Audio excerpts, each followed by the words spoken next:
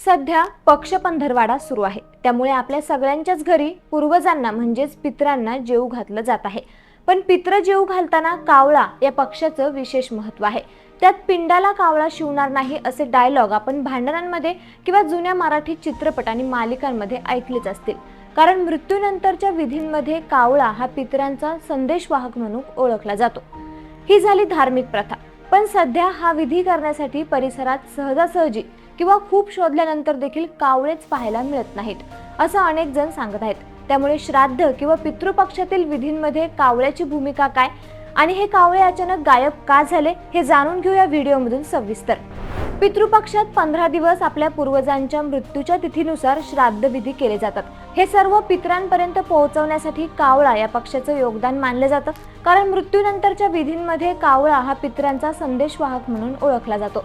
त्यामुळे पिंडदानाच्या विधीतील पिंड आणि जेवणाचं ताट हे कावळ्याने खाणे म्हणजेच पितरांपर्यंत पोहोचल्याचं मानलं जातं। मात्र हा सर्व विधी जरी धार्मिक मान्यतांचा विषय असला तरी देखील पिंडाला कावळा न शिवण्यामागे मोठं कारण आहे, ते म्हणजे अचानक घटलेली कावळ्यांची संख्या, ज्याला अनेक कारणं आहेत। जगभरात कावळ्यांच्या 30 ते 35 प्रजाती आहेत, त्यापैकी 6 ते 7 प्रजाती भारतात आढळतात। पूर्वी मोठ्या संख्येने आढळणारे हे पक्षी हळूहळू दिसेनासे होऊ लागलेत। कावळ्यांच्या संख्येत लक्षणीय घट झाली असल्याचं पाहायला मिळतंय। वाढते शहरीकरणामुळे अगोदर चिमण्यांची आणि आता चिमण्यांपाठोपाठ कावळ्यांचंही अस्तित्व धोक्यात आल्याचं चित्र निर्माण झालंय। गेल्या काही वर्षात शहरीकरणात झपाट्याने वाढ होते, त्यामुळे पशुपक्ष्यांचे नैसर्गिक अधिवास कमी व्हायला लागलेत। त्यामुळे कावळ्यांची संख्या कमी होत असल्याचं पक्षी निरीक्षक सांगतात।